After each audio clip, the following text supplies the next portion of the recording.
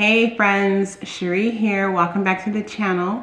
Well, we are here today to unbox the second of the 4 sewing machines that I'm providing as options for our grand prize winner for my self-sponsored National Sewing Month giveaway here on my YouTube channel.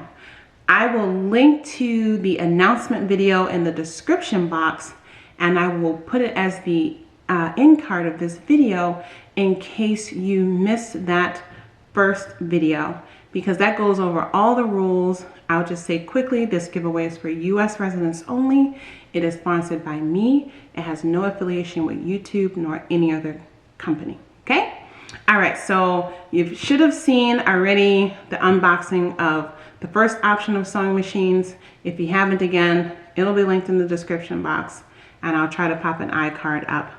But I do have a National Sewing Month playlist that you can actually watch all the videos in this series that have gone up throughout the month of September, because you can use all of those videos as entries into this giveaway, again, if you live in the US. So again, if you live in the US or if you have a US mailing address, be sure to get your entry in on all the videos that were put up throughout the month of September by leaving a comment in each individual video that says Happy National Sewing Month, and then you can say whatever else you want to say, okay? All right, so let's get into this sewing machine. Today we're going to be unboxing this Brother sewing machine. It is the ST371HD. Get this out of the box, have a look at it, we'll see all the things that come with it, and then we're gonna take it for a test run, okay? All right, so we're down in the sewing room. Let's get this Brother ST371HD out of the box. So this machine is supposed to have a metal frame. It says it has 37 unique built-in stitches. It handles multiple layers of heavyweight fabric. We'll test that out. It includes a bunch of different needles. It says it has a metal needle plate for smoother feeding. And it includes 6 snap-on feet, the spring action non-stick, zipper, blind stitch, button sewing, and buttonhole feet are included. All right, let's check it out. Okay, so right out of the box, I have to say it's a cute machine. It definitely has some weight to it. It doesn't feel like a light and flimsy machine. It doesn't come with a hard case cover, but it comes with this plastic dust cover. Of course, you have your pedal and your cable. And it also does come with the DVD, instructional DVD, as well as a manual and other things for quick starting, etc. Now, if we come up and look at the machine, like I said, I kind of like the design. I like the contrasting of the black and white. You can see right here, you have all your stitches laid out. You have 37 different stitches. And this one is definitely more manual. You have your tension control wheel up here, and then you use these wheels to control your stitch width and your stitch length. It has all the typical markings on, how to thread it. Here's your bobbin winder. And then this is all manual control of changing your stitch. So you change that manually. And then in here, let's get this open so we can see what's inside. Okay, so here are all the little accessories that come along with it that are housed in this little compartment here on the front. This one does come with a separate little bag, which I like because you can kind of keep that separate if you have a drawer on your sewing table. And then, you get a few clear buttons. This machine also uses clear buttons. And then these are the different feet that I mentioned to you that comes with it. You get a twin needle and then just some extra backup needles. And then you do get the accessories that will allow you to do a second thread. So if you want to do twin needle top stitching. You can also slide this front tray off to do, most machines are like this, even the basic ones. You can slide that off so that you have your little free arm. So if you want to do stitching around sleeve hems and things like that, you can slide it in here. And then it also has the feature for you to drop your feed dogs if you want to do some, for example, free motion quilting and things like that. Often you need to drop your feed dogs to do that. Okay, we're going to get some red thread onto this bobbin. Same thing, it's a presser foot mechanism. And I have to say, I'm digging the presser foot mechanism. I'm sure back in the day this is how my sewing machine worked. I don't remember. My last few sewing machines all do the automatic bobbin tension control. So as soon as I move the bobbin to the right, it fills it automatically. It stops automatically. Yeah. But it's filling the bobbin really beautifully. You have nice control. And, you know, again, I mean, you hear it, but it's not like obnoxiously loud. Okay, so now we're just going to do some regular straight stitching, some zigzags, just to test out the stitching and see how things sound when we're sewing with it.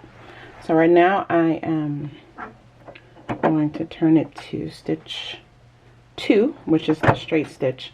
On this machine, stitch 1 is the buttonholes, but it numbers them and gives you graphics right on the front. So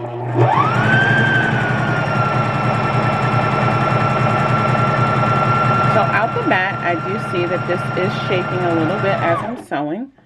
So I mean, it is sturdy, but you know, it's definitely shaking a little bit. Not bad at all. Not bad at all. I mean, there's something to be said for things being lightweight. But here's the stitch. It's a very nice straight stitch. I haven't done any adjustments to the way it came in the box. So now I'm going to decrease the stitch length. It came in the box on the largest stitch length, number 4. I'm going to go to 2, which should be in the middle. We'll see what that looks like, and then we'll test out the zigzag.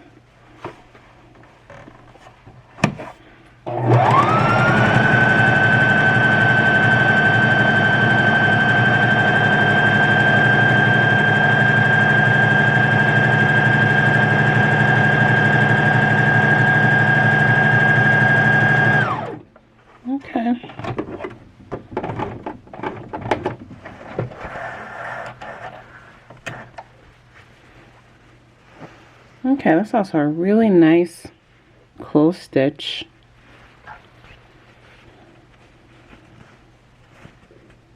So that's good. And then now what I'm going to do is a zigzag. So I'm going to turn it to stitch 3. I'll do a regular zigzag, and then I'll do one where I have it. So I'm going to do one at the setting of 4. And then I'll do one at the setting of 7. So let's put it on 4. We'll turn this to 3. Stitch 3. And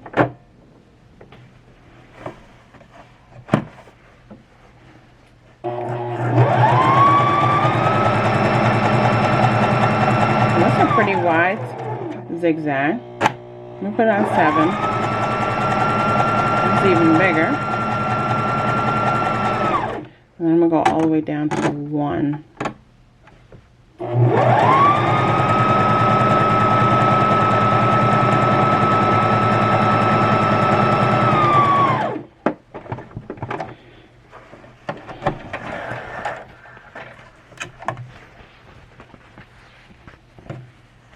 So you're definitely getting a nice differential with the zigzag stitch.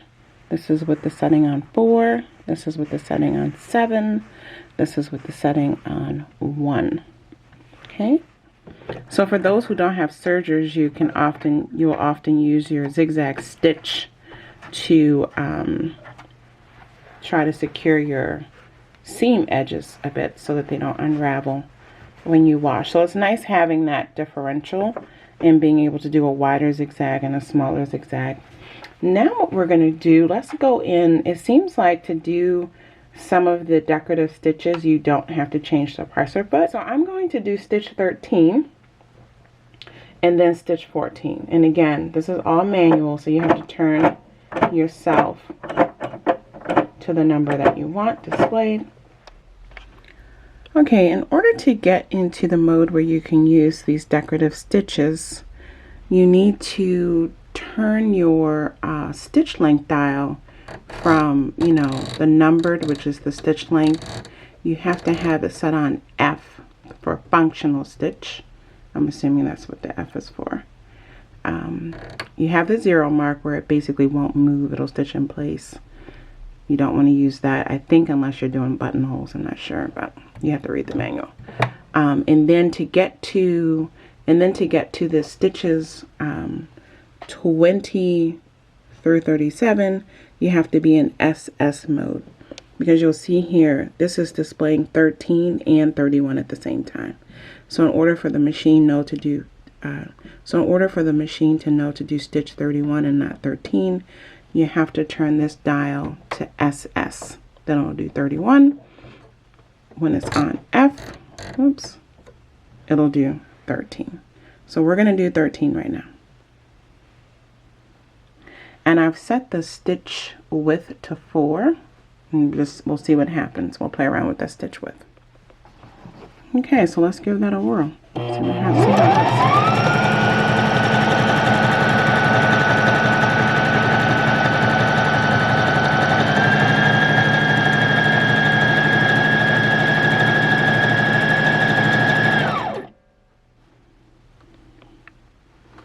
Okay, so here's what that turned out. And so now what we're going to do, and again, this is not like a super dense stitch, and I don't think you're going to have much control over that. It actually even shows, if you look at the way it's stitched on the machine plate on the front, it also doesn't look like a super dense stitch. So yeah, let's change that stitch width to 7 and see how that changes things. Okay, so here's what the stitching looks like when I change that stitch width from 4 to 7. So you do have some, you know, playing around that you can do with the stitch width when you're in this decorative stitching mode, to play around with how that spreads out and, yeah, how large it is. So that's at least a good feature. Okay, so now I've left everything the same. I'm still on stitch width of 7, and all I've done is change to SS mode. So it should now do stitch 31, which is this stitch here.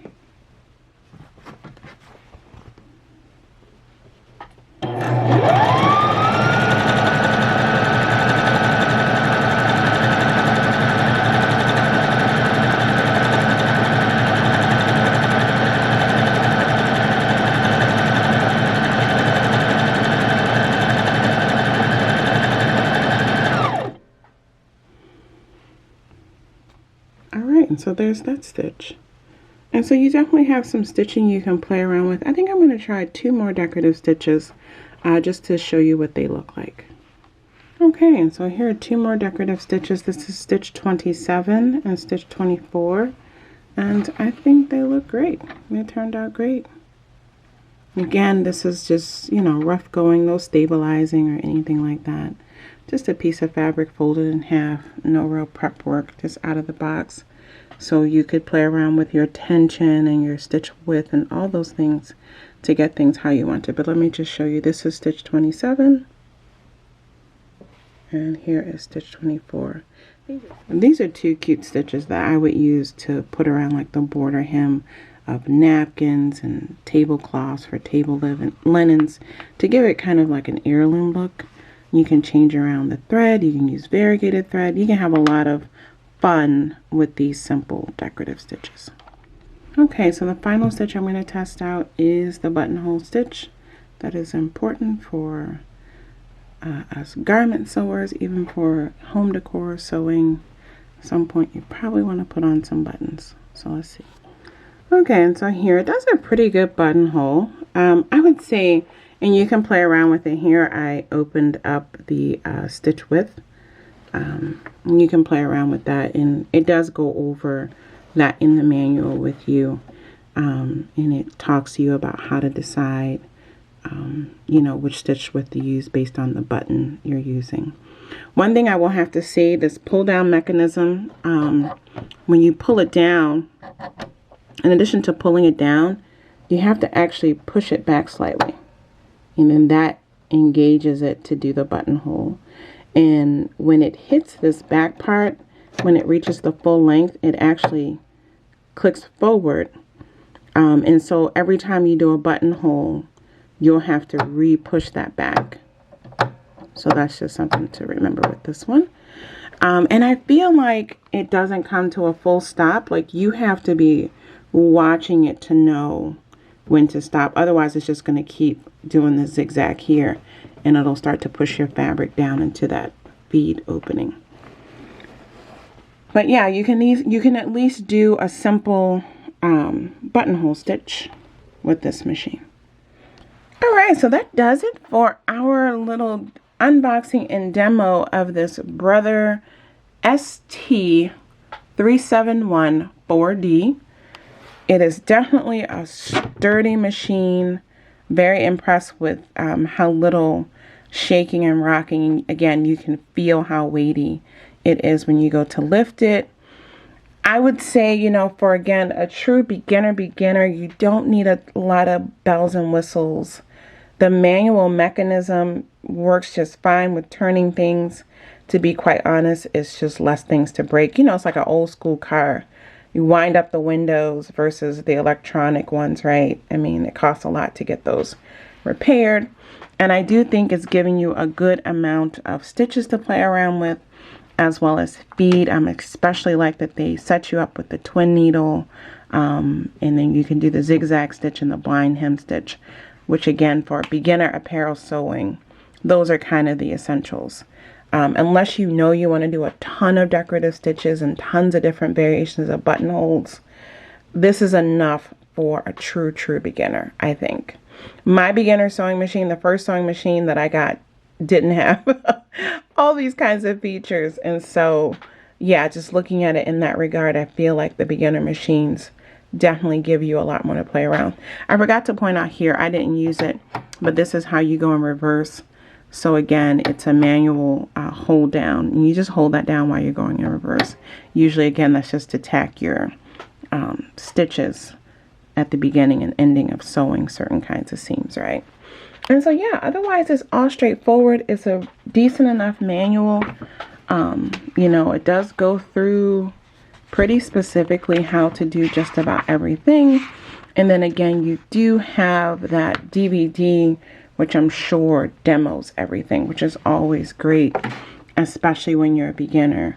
Read the manual, use that DVD to look at things so you really understand the functionality of the machine.